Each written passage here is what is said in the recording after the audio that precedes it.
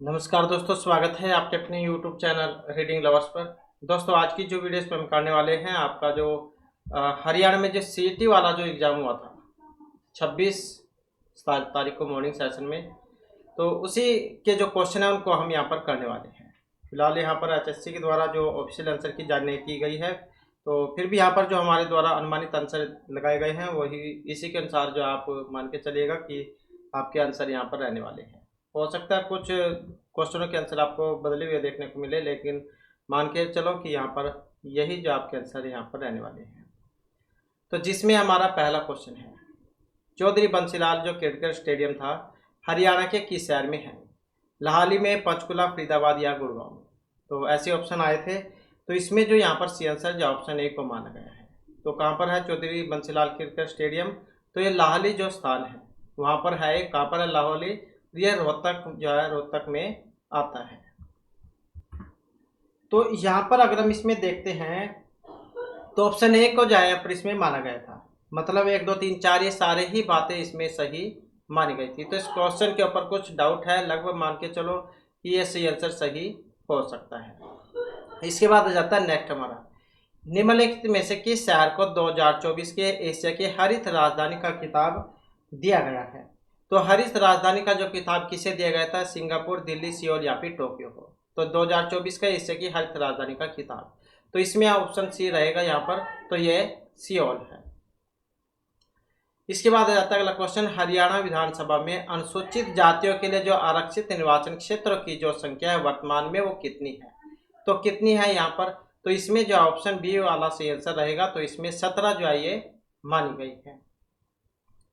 Next आ जाता है, निम्नलिखित कथनों पर विचार कीजिए। उत्तर भारत में पहला परमाणु ऊर्जा संयंत्र हरियाणा की हिसार जिले में बनाया जा रहा है। हरियाणा सरकार ने मुख्यमंत्री किसान और खेतीहर मजदूर जीवन सुरक्षा के लिए आयु सीमा घटा दी है। और सरस आजीविका मेले का तीसरा संस्करण गुड़गांव में आयोजित किया गया था। तो कौन से वाला जो है यहाँ पर इसमें सी आंसर रहेगा? तो सही आंसर जो है इसमें देखें तो ऑप्शन डी जो है इसको यहाँ पर इसमें माना गया है। तो 2 और 3 यहाँ पर इसमें सही हो सकते हैं। 2 और 3 ये वाली बात है। तो इसके बारे में थोड़ा सा देख लेते हैं। उत्तर भारत में पहला परमाणु ऊर्जा संयंत्र हरियाणा के हिसार जिले में बनाया जा रहा है। हरियाणा सरकार ने मुख्यमंत्री किसान खेती और मजदूर जीवन सुरक्षा के लिए आयु सीमा हटा दी है। और सरस आजीविका मेले का तीसरा संस्करण गुड़गांव में आयोजित किया गया था। तो इस आधार पर देखें तो यहाँ पर जो है ऑप्शन डी 2 और 3 को ही माना गया था। अगला क्वेश्चन आ जाता है 2022 में निर्यात तैयारी सूचकांक में हरियाणा भारतीय राज्य में कौन से स्थान पर था? तो कौन से स्थान पर था? 5वें, 8वें, चौथे या दूसरे स्थान पर? तो इसमें जो यहाँ पर सी आंसर है ऑप्शन बी को माना गया है। तो 2022 में जो निर्यात तैयारी सूचकांक जो था इसमें हरियाणा भारतीय राज्य में 8वें स्थान पर था। नेक्स्ट क्वेश्चन है हमारा, 1990 में अपने कविता संग्रह वीर दा बिहार के लिए हरियाणी भाषा में साहित्य अकादमी पुरस्कार जीतने वाले हरियाणा के जो कवि थे, तो ये मेवाराम गौड़, उदयभानु हंस, गोपीचंद नारंग, जसबीर सिंह या कोई भी नहीं। तो कौन थे? तो इसमें जो ऑप्शन बी को यहाँ पर माना गया है। तो ये थे उदयभानु हंस। वीर दा बिहार के लिए हरियाणी भाषा में साहित्य अकादमी जो पुरस्कार है जिन्हें मिला था। इसके बाद है हरियाणा बजट 2025-26 के तहत लाडो लक्ष्मी योजना के तहत महिलाओं के कल्याण के लिए कितनी राशि आवंटित की गई है? तो कितनी जो यहाँ पर राशि इसमें आवंटित की गई है? तो इसमें 6,000 करोड़, 5, 3 या 4,000 करोड़ रुपये। तो कितनी यहाँ पर राशि इसमें यह रहेगी? अब इसमें अगर हम देखते हैं तो कुछ डाउट वाला क्वेश्चन है, तो इसके बारे में पूरी करेक्ट जानकारी इसमें नहीं है। तो इसके बाद फिर नेक्स्ट देख लेते हैं हम क्वेश्चन।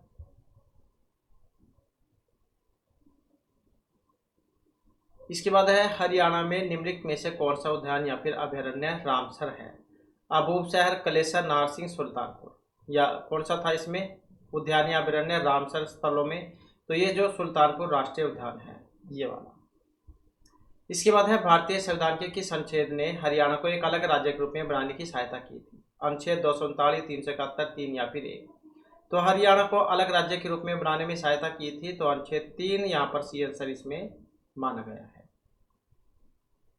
इसके बाद आ जाता है हरियाणा में जो पिंजौर गार्डन जिसे यादविंदर गार्डन भी कह देते हैं। इसकी वास्तुशैली आपने बतानी थी कौन सी थी, मुगल गार्डन, इंडो शासनिक, राजपूत या ब्रिटिश औपनिवेशिक वास्तुकला वाली।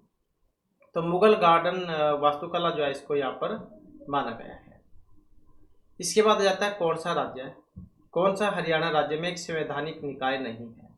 तो हरियाणा राज्य में एक संवैधानिक निकाय नहीं है। राज्य चुनाव आयोग, मानवाधिकार आयोग, वित्त आयोग, हरियाणा लोक सेवा आयोग। तो संवैधानिक निकाय नहीं है कौन सा, हरियाणा मानव अधिकार आयोग, जो ऑप्शन बी में है।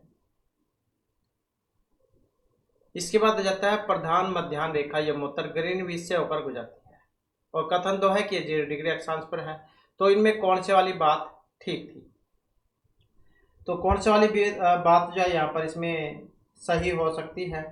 तो सही की अगर हम देखें तो ऑप्शन डी वाली जो है इसमें सही हो सकती है। कथन एक सही है लेकिन 2 वाला गलत यहाँ पर इसमें माना गया है। प्रधान मध्याह्न रेखा जैसे ग्रीनविच से होकर गुजरती है, और जो ये आपकी 0 डिग्री अक्षांश वाली ये बात इसमें गलत है। तो ये 0 degree longitude and not latitude.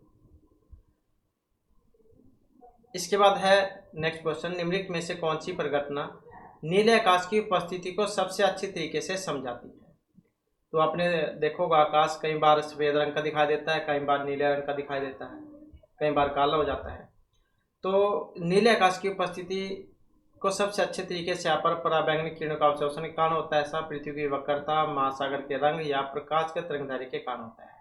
तो ऐसा जो स्थिति जो आती है वो किस कारण से आती है, तो ये आती है प्रकाश के तरंगदैर्घ्य के कारण, जो ऑप्शन डी में है यहाँ पर। नेक्स्ट आ जाता है भारत ने 2024 में किस प्रमुख अंतर्राष्ट्रीय शिखर सम्मेलन की सफलतापूर्वक मेजबानी की थी, एससीओ की, सार्क, बिमस्टेक या G20 की। तो किसकी जाए की थी। तो इसमें देखें तो यहाँ पर जो है इसमें भी जो डाउट है क्वेश्चन में, तो भारत सरकार ने 2024 में किस प्रमुख अंतर्राष्ट्रीय शिखर सम्मेलन की मेजबानी की थी। तो HSC की जब आंसर की आएगा तो फाइनल आंसर की तभी पता लगेगा इसमें कि उन्होंने कौन सा सी आंसर इसमें माना है।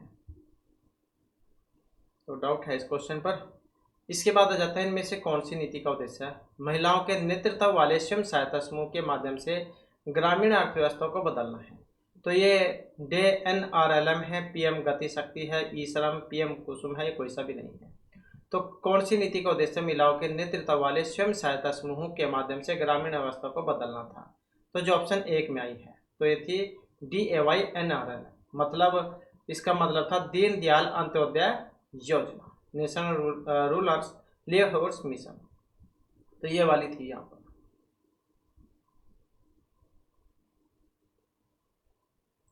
इसके बाद आ जाता है हरियाणा में चित्रकला के इतिहास के बारे में कौन से वाली बात यहाँ पर सही है। हरियाणा में सबसे पुरानी कलात्मक अभिव्यक्ति खोज सीसलवाट साइट पर हुई थी, जिसमें काले और सफ़ेद रंग में मिट्टी के बर्तन पर चित्रित डिजाइन थे, और पिंजौर में रंग महल औपनिवेशिक काल के दौरान ब्रिटिश कलाकारों के द्वारा बनाए गए दीवार चित्रों से सुसज्जित है।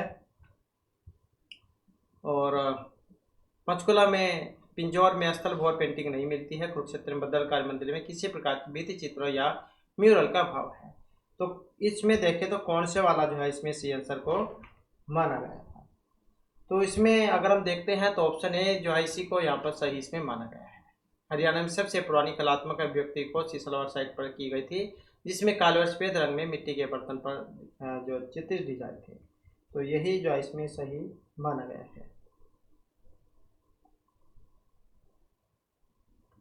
इसके बाद है हरियाणा साहित्य अकादमी द्वारा दिए जाने वाले युवा लेखक सम्मान पुरस्कार का संशोधित मानदेय कितना है।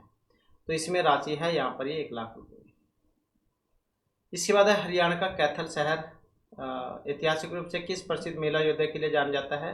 तो रजिया सुल्तान की वह कब्र वहाँ पर। तो ऑप्शन ए सही रहेगा। नेक्स्ट है कोपेन जलवायु वर्गीकरण में जलवायु को वर्गीकृत करने के लिए कौन सा कारक उपयोग नहीं किया जाता है। तो कोपेन जलवायु वर्गीकरण में जलवायु को वर्गीकृत करने के लिए, तो ये जो ऑप्शन बी में है अर्थात हवा। नेक्स्ट आ जाता है युद्ध प्रिय मार्शल और आदिवासी मोल वाला चक नृत्य मुख्य रूप से भारतीय राज्य से है। तो ये जो यहाँ पर नृत्य की बात इसमें हुई है, तो कौन से वाला है छऊ नृत्य? तो इसका जो संबंध है मणिपुर से माना गया है। तो ये जो है छऊ नृत्य था ये, तो मणिपुर से इसका संबंध माना गया है। इसके बाद है डिजिटल व्यक्तिगत डेटा संरक्षण अधिनियम 2023 के तहत 18 वर्ष से कम आयु के बच्चों के डिजिटल व्यक्तिगत डेटा का प्रसंस्करण करते समय कौन सी गतिविधि निषिद्ध है? तो कौन से वाली गतिविधि निषिद्ध है? बच्चों की ट्रैकिंग या व्यवहारिक निगरानी, माता पिता की सहमति से व्यक्तिगत डेटा जैसे कि अभी हुए थे, शैक्षिक सामग्री ऑनलाइन उपलब्ध कराना, बच्चों का डेटा इनक्रिप्टेड रूप में संग्रहित करना। स्कूलों में फॉर्म भरवाए गए थे, तो वही है। तो ऑप्शन ए वाला इसमें माना गया है। गतिविधि निषिद्ध के बारे में थी, मतलब नहीं वाला बच्चों की ट्रैकिंग करने वाला। इसके बाद इनमें से किस भारतीय शहर में उष्ण कटिबंधीय आर्द्र और शुष्क जलवायु है? तो कहाँ पर है? तो बेंगलुरु जो है इसमें यहाँ पर माना गया है। तो किस शहर में उष्ण कटिबंधीय आर्द्र और शुष्क जलवायु है? बेंगलुरु में। इसके बाद है मोढेरा का सूर्य मंदिर किस स्थापत्य शैली को प्रदर्शित करता है? तो द्रविड़, मारू गुर्जर, इंडो इस्लामिक, कलिंग। तो ऑप्शन बी इसका माना गया है, तो ये है मारू गुर्जर। इसके बाद आ जाता है हरियाणा में हाल ही में बुनियादी ढांचे या अवसंरचना के विकास के संबंध में कौन सा कथन सही है? राष्ट्रीय राजमार्ग 152 अम्बाला और नारनौल को जोड़ता है। हरियाणा सेवा अधिकारी अधिनियम 2016 में पारित किया गया। ईस्टर्न पेरिफेरल एक्सप्रेसवे हिसार से होकर गुजरता है। राखीगढ़ी दूधपति, ये यहाँ पर इसमें शायद कुछ मिस्टेक हो गई है। राखीगढ़ी ये द्रिशद्वती है। तो राखीगढ़ी द्रिशद्वती पूरा चैनल के बाएं तट पर स्थित है। तो मतलब कौन से वाली बात ठीक है इसमें? तो यहाँ पर अगर हम देखें तो ऑप्शन ए जो है यहाँ पर इसमें ठीक ये रह सकता है।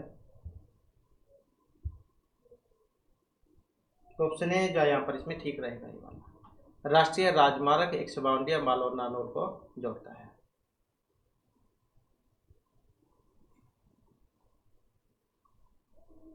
इसके बाद जाता है थानेसर में कौन सा मंदिर राजा हर्षवर्धन के शासन के दौरान एक प्रमुख धार्मिक स्थल के रूप में कार्य करता था? तो थानेसर में कौन सा मंदिर राजा हर्षवर्धन के शासनकाल के दौरान प्रमुख धार्मिक स्थल के रूप में था? स्थानेश्वर, विश्वामित्र, पशुपतिनाथ, अमीन, कोई सभी नहीं। तो कौन से वाला यहाँ पर सही आंसर इसमें हो सकता है? तो स्थानेश्वर हो जाएगा। थानेश्वर को पहले स्थानेश्वर कहा जाता था, तो स्थानेश्वर महादेव मंदिर। इसके बाद है सूर्यग्रहण मेला एक अनोखा महत्वपूर्ण आयोजन है जो विशेष रूप से हरियाणा के किस स्थल पर सूर्यग्रहण होने पर आयोजित होता है? मतलब वहाँ पर स्नान करने जाते हैं, पवित्र है। तो ब्रह्म सरोवर है, तो जो ऑप्शन ए में आया है। इसके बाद है दो वस्तु जिन्हें प्रत्येक का विक्रय मूल्य 120, एक को 25% लाभ पर बेचा गया, दूसरे को हानि पर। तो शुद्ध लाभ बताना था। तो यहाँ पर मैथ के क्वेश्चन है, तो मैथ के क्वेश्चन हमने यहाँ पर इसमें लिए नहीं है, फिर भी तो इसमें एक से आंसर जो है, तो नेक्स्ट क्वेश्चन देख लेते हैं। यहाँ पर नेक्स्ट क्वेश्चन है हमारा, क्योंकि मैथ के क्वेश्चन हमने यहाँ पर इसमें नहीं लिए हैं, मैथ रीजनिंग वाले। इसके बाद है मूल भारतीय संविधान में मौलिक अधिकार थे, जबकि वर्तमान में इसमें मौलिक अधिकार थे, तो कितने थे? तो यहाँ पर 7 और 6 जो है इसको माना गया, जो कि ऑप्शन सी में है। तो पहले 7 थे इसमें फंडामेंटल राइट्स, फिर जो संशोधन हुआ तो उसके साथ फिर ये 6 रह गए थे इसमें। तो इसका आंसर 7 और 6।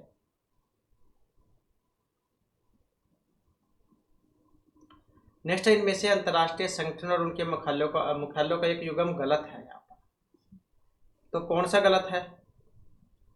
तो यूनेस्को पेरिस फ्रांस में, संयुक्त राष्ट्र न्यूयॉर्क संयुक्त राज्य अमेरिका में, आईए द हेग नीदरलैंड में है और एफओ रोम इटली में है।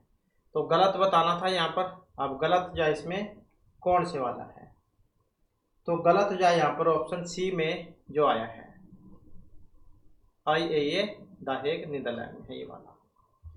तो यूनेस्को पेरिस फ्रांस में है, संयुक्त राष्ट्र वाला न्यूयॉर्क संयुक्त राज्य अमेरिका में हो जाएगा, और आईए वाला द हेग नीदरलैंड वाला।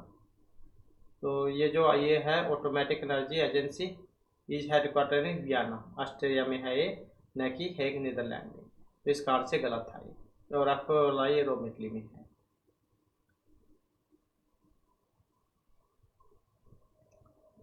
अगला क्वेश्चन है, हरियाणा में उत्पन्न होने वाली देसी मवेशी नस्लों के सही उगम को बताइए।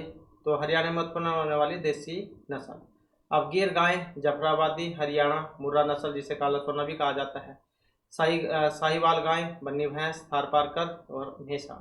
तो मतलब कौन से वाली बात यहाँ पर इसमें ठीक लग रही है। तो काला सोना वाला आप इसकी तरफ जा सकते हैं, क्योंकि हरियाणा में मुर्रा नस्ल की जो भैंस है उसे काला सोना हरियाणा में कहा जाता है। तो फिर यही बात ठीक यहाँ पर हो जाएगी। इसके बाद है जो पीपीपी है, परिवार पहचान पत्र, इसके तहत कौन से वाली बात ठीक है इसमें। अब सभी निवासियों के लिए अनिवार्य है। अस्थायी आईडी केवल प्रवासी श्रमिकों के लिए, केवल हरियाणा के निवासी को ही फैमिली आईडी मिलती है। हरियाणा से बाहर के परिवार को टी अक्षर से होने वाले 9 अंकों की आईडी मिलती है। कौन से वाली बात यहाँ पर आपको ठीक इसमें लग रही है। तो यहाँ पर जो इसमें ठीक बात है ऑप्शन 1 वाली, कि सभी निवासियों के लिए पीपी अनिवार्य है। इसके बाद है,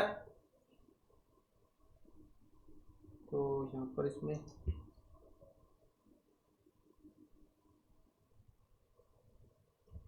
तो हरियाणा और, यहाँ पर हरियाणा था, हरियाणा और पूरे भारत में किस पक्षी प्रजाति की जनसंख्या में गिरावट एक महत्वपूर्ण पर्यावरणीय मुद्दा है, जिसका मुख्य कारण पशु चिकित्सा में डिक्लोफेनक का उपयोग है।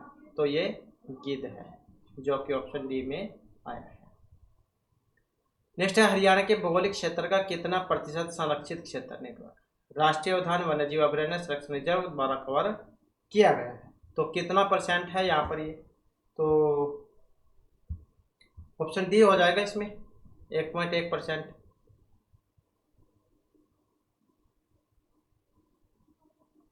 इसके बाद आ जाता है ईमेल एड्रेस वाला। तो कंप्यूटर से क्वेश्चन था, इसके बारे में गलत बात है।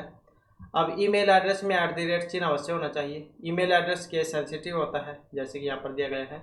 ईमेल टू फील्ड्स में केवल एक ही प्राप्तकर्ता हो सकता है। तो कौन से वाली बात यहाँ पर आपको इसमें ठीक लग रही है, मतलब गलत बताना था यहाँ पर। अब गलत अगर हम देखते हैं तो ऑप्शन ए को ही माना गया है। 2 और 3 बात जो है दोनों ही इसमें गलत है। तो ये वाली, बाकी एक तो ठीक है, जैसे @gmail.com तो या इसमें होता ही है। इसके बाद है, एक्सेल में कौन सी सुविधा आपको सेल को उनके नामों के आधार पर फॉर्मेट करने के नियम निर्धारित करने की अनुमति देती है। तो नियम करने की अनुमति कौन सी देगी, कंडीशनल, सेल, स्टाइल्स, नंबर या नंबर फॉर्मेटिंग। ये फॉर्मेट पेंटर था यहाँ पर, या नंबर फॉर्मेटिंग। तो कौन सी वाली बात ठीक लग रही है यहाँ पर इसमें। अब इसमें जो ठीक लग रही है ऑप्शन ए वाली, कंडीशन फॉर्मेटिंग वाली। इसके बाद कौन सा हाइपरलिंक के बारे में ठीक बताता है। ऑनलाइन के लेन देन से सुरक्षित रखने के लिए उपयोग किए जाने वाले एक प्रोग्राम है। किसी वेबसाइट द्वारा आपके कंप्यूटर पर संग्रहित डाटा है। एक क्लिक करने योग्य ऑब्जेक्ट जो आपको किसी अन्य वेब सोर्स पर ले जाता है।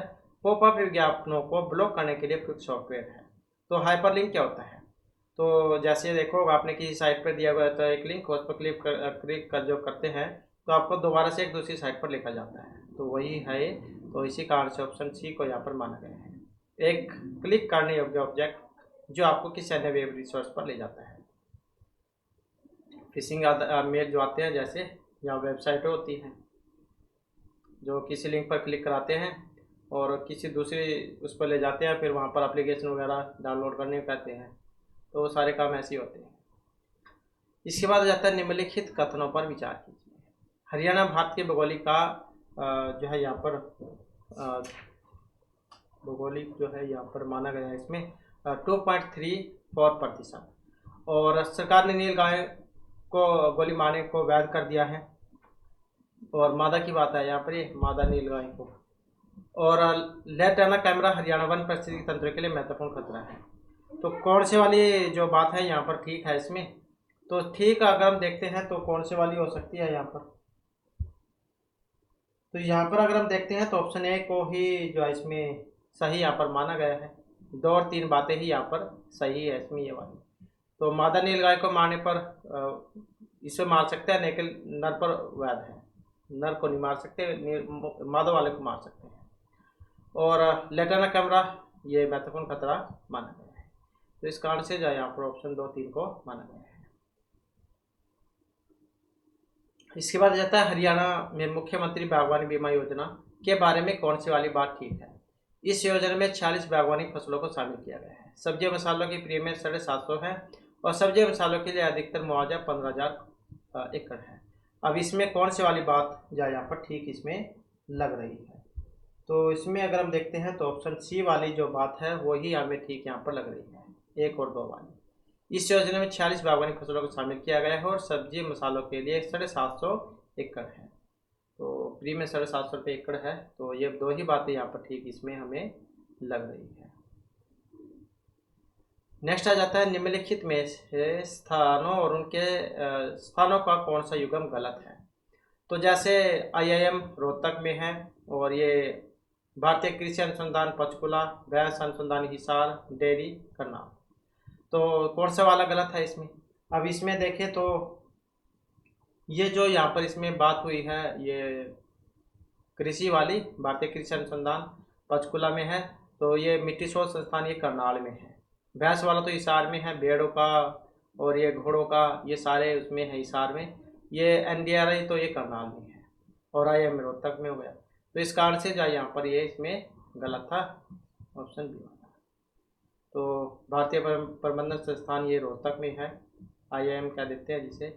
और इसी प्रकार से यहाँ पर ये एग्रीकल्चर रिसर्च इंस्टीट्यूट है IAR, ये नई दिल्ली में है, न कि पंचकुला में। एक करनाल में भी है मिट्टी शोध संस्थान, तो यहाँ पर ये नई दिल्ली इसको माना गया है। और बाकी और केंद्रीय अनुसंधान ये भैंस वाला हिसार में है और NDRI करनाल में है।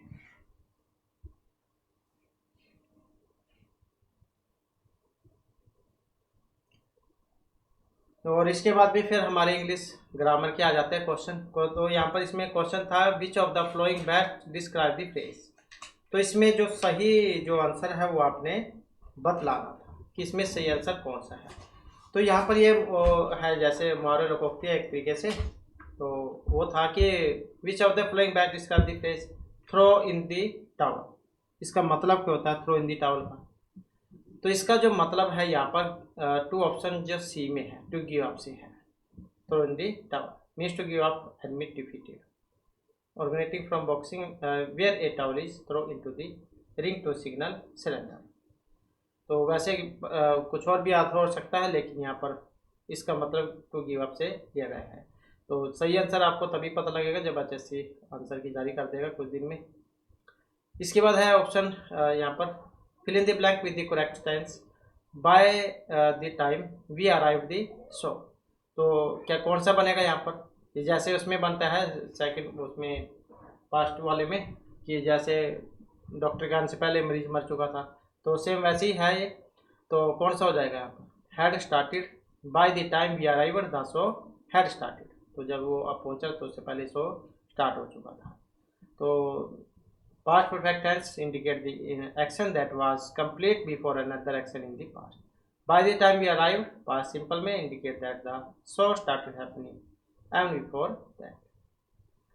इसके बाद आ जाता है what is the antonyms of ambiguous. तो विपरीतार्थक विलोम उल्टा बताना था इसका। तो इसमें देखें तो ऑप्शन 1 वाला रहेगा इसका डेफिनेट। नेक्स्ट आ जाता है in which sequence should the flowing sentence be arranged to from a cohesive passive. तो इनका भी सही जो वो आपने बताना है। तो सही कौन से वाला था इसमें, तो सही जो है यहाँ पर बी को यहाँ पर माना गया है। तो बी वाला जो है इसी को सही माना गया है, 2 1 3 4। तो 2 1 3 4 कैसे हो सकता है, वैसे अलग अलग तरीके से है, सोचने के ऊपर है HSC ने कौन सा सही माना होगा इसका। तो he failed the mathematic test, his parents encouraged him to try again, he studied hard for the next one, only he passed with good marks। तो ऐसी है, मतलब पहले कोई फेल हो गया उसे प्रेरणा दी जाएगी कि तुम दोबारा से ट्राई करो, कोई बात नहीं, फेल तो ही जाया करा। और उसके बाद फिर उसने दोबारा से कड़ी मेहनत की और पास हो गया। तो वैसे तो ऐसे बनती है, और पता नहीं यहाँ पर किस तरीके से जो इसको सही माना गया होगा। इसके बाद है विच of the flowing describes a person who speaks many language. तो बहुत सारी भाषा जो बोल सकता है उसे क्या कहा जाता है। पॉलीग्लॉट कहा जाएगा उसे, ऑप्शन बी वाला। ये तो ट्रांसलेटर हो गया। तो जैसे ट्रांसलेटर तो ट्रांसलेट करने वाला लैंग्वेज को ट्रांसलेट करता है। ये बहुत सारी भाषा जानता हो, और ये मोनोग्लॉट मतलब एक ही भाषा जानता हो, और बिलिंगुअल जैसे आपका एग्जाम होता है 2 भाषा होती है उसमें, हिंदी इंग्लिश, तो ये वो वाला है 2 भाषा वाला। तो इसका आंसर ऑप्शन बी को यहाँ पर इसमें माना गया है। इसके बाद आ जाता है यहाँ पर, ये एक पैरा आया हुआ था, उसमें से क्वेश्चन बताने थे कि वो जैसे बरसात हो रही थी बाहर, आंधी तूफान, लेकिन एक जो व्यक्ति खोया हुआ था उसे पता नहीं लगा था, तो ऐसा था इसमें कुछ। तो what can be inferred about the man, तो उसी के बारे में बताना था। तो इसमें जो है ऑप्शन डी को माना गया, he was deep in thought, क्योंकि वो ज़्यादा सोच में पड़ा हुआ था, इसका आंसर से पता नहीं लगा बाहर मौसम बरसात का। इसके बाद विच of the following is correctly spelled, तो सही कौन से वाला है इसमें, तो यही हो सकता है सी वाला, निमिटेबल। इसके बाद आ जाता है यहाँ पर एरर वाला क्वेश्चन है, इसमें भी सही बताना था कौन सा था। If I was you I would not ignore the warning at any cost, तो अगर वो उसकी जगह होता तो कोई भी जो वार्निंग थी उसको इग्नोर नहीं करता। तो कौन सा वाला माना गया है यहाँ पर, बी वाला, इसमें गलती है यहाँ पर, आई वुड नॉट। तो इसमें क्या था, error is in part 1 if I was you, ये वाला पहले वाला, ये वाला बी वाला, if I was you. In condition sentence, this type of hypothetical country to fact. The subjective model is used which require were. Instead, it was. So it should be if I were. मतलब ये was की जगह जो है इसमें were का प्रयोग होना चाहिए।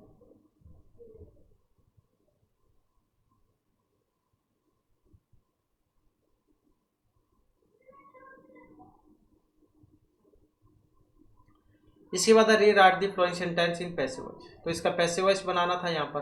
अब समवन इज वाचिंग अस, ऐसे है यहाँ पर दिया गया, इसका पैसिव जब हम बनाते हैं तो कैसे होगा, ये 1 2 3 होता है जैसे, तो ये 3 वाला पहले चल जाता है, तो ये शुरू में चल जाएगा बी। तो कौन से वाला बन सकता है यहाँ पर इसका, तो इसमें भी कुछ डाउट है वैसे, जो इसमें we are being watched by someone, तो ये वाला भी हो सकता है इसमें। तो बी जो है इसी को माना गया इसमें, we are being watched by someone, तो इसी को माना गया है यहाँ पर। इसके बाद change the flowing sentence into direct, she asked me if I was fine, तो कौन से वाला बनेगा इसका, change the flowing sentence into indirect, she asked me if I was fine. तो इसमें अगर हम देखते हैं तो यहाँ पर ऑप्शन जो सी वाला हो जाएगा इसका, तो यही ठीक रहेगा।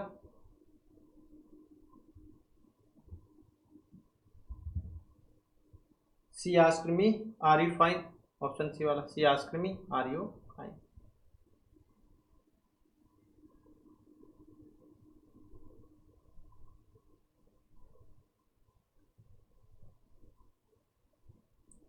इसके बाद फिर ये हमारे जो हिंदी ग्रामर वाले क्वेश्चन आ जाते हैं। तो क्वेश्चन था इनमें संबंध बोधक वाला, लगातार, निकट, विकट, भांति, कौन से वाला ठीक था इसमें। तो इसमें जो अगर हम देखें तो निकट जो है इसको यहाँ पर सही इसमें माना गया है, तो ये वाला हो जाएगा निकट वाला, मतलब पास में जैसे। इसके बाद आ जाता है नेक्स्ट हमारा, इसमें क्या है, एक अविकारी बताना था जिसमें विकारी, तो कौन से वाला ठीक हो सकता है यहाँ पर, ऑप्शन बी जो है इसमें समुच्चय कर लेते हैं क्योंकि समुच्चय था यहाँ पर। तो अविकारी समुच्चय बोधक में होते हैं, अविकारी कौन सा होता है जिसमें कोई विकार ना हो किसी भी लिंग विभक्ति वचन के कारण, तो समुच्चय बोधक यहाँ पर ठीक हो जाएगा इसका।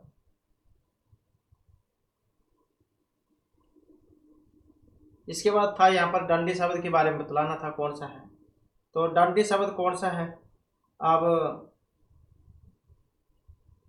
इसमें अगर हम देखें तो दंडी जो है ये देसी शब्द यहाँ पर माना गया है, तो देशज शब्द है। इसके बाद है इनमें से शुद्ध बताना था आपने, उसने क्या संकल्प किया, गुरुजी ने शिष्य को आशीर्वाद दिया, शीतल गन्ने का रस पीजिए, आजकल भ्रष्टाचार का बाजार गर्म है, तो गलत था इसमें एक। अब गलत कौन से वाला लग रहा है आपको, तो इसमें भी जा कुछ यहाँ पर गलत के बारे में यहाँ पर भी इसमें कुछ ठीक नहीं लग रहा है। तो ऑप्शन 1 वाला ही हो सकता है इसमें, तो ये वाला, क्योंकि उसने क्या संकल्प किया या लिया, ऐसे भी हो सकता है कुछ, क्योंकि लिया होना चाहिए तो उसने क्या संकल्प लिया, न कि क्या संकल्प किया नहीं होता, लिया होता है। तो ये वाला हो सकता है इसमें, ऑप्शन ए वाला। अब वो HSC के ऊपर है कौन सा ठीक आंसर मानते हैं इसका।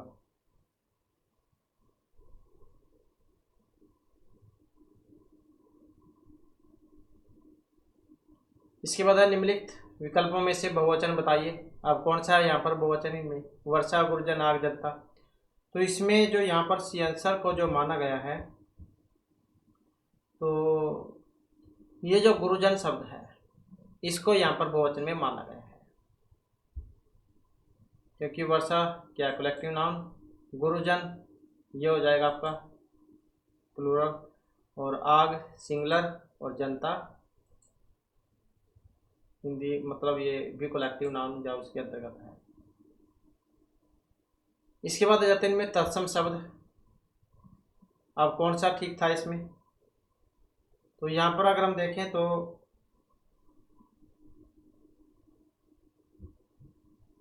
ए वाला ठीक हो सकता है इसमें, पुष्प, राशि, मुख, पृष्ठ।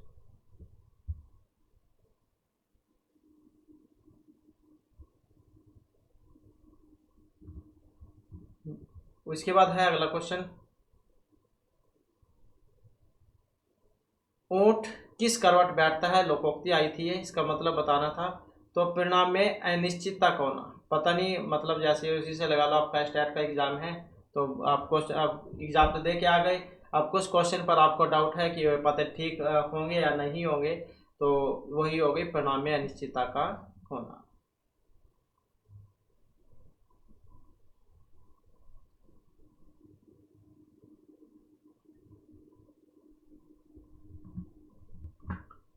तो इसमें क्या है, यहाँ पर पहले ये आया था पद्यांश था ये, मोर मुकुट की चंद्रकनी त्यों राजत नंद मनु, सखी शेखर के शेखर अंकस है, या पर अंकस के शेखर सज्जन। तो इस प्रकार का था ये, और बताना था इसमें अलंकार कौन सा है। तो उत्प्रेक्षा अलंकार का प्रयोग हुआ है। तो मनु जनु जानो जो होते हैं, जैसे मनु जनु जानो मानो निश्चय ईव जो, तो ये वाले शब्द आपको देखने को मिलते हैं इसमें। तो उत्प्रेक्षा अलंकार यहाँ पर इसमें माना गया था। जैसे इसका और उदाहरण भी है, सौ तोड़े पीठ पर श्याम सलोनी का मनुष्य नीलमणि शैल पर आतु परियो प्रभाव, ये वाला। इसके बाद था इनमें से कौन सा निपात नहीं है, तो जो ऑप्शन बी में है और ये वाला। इसके बाद आ जाता है नेक्स्ट हमारा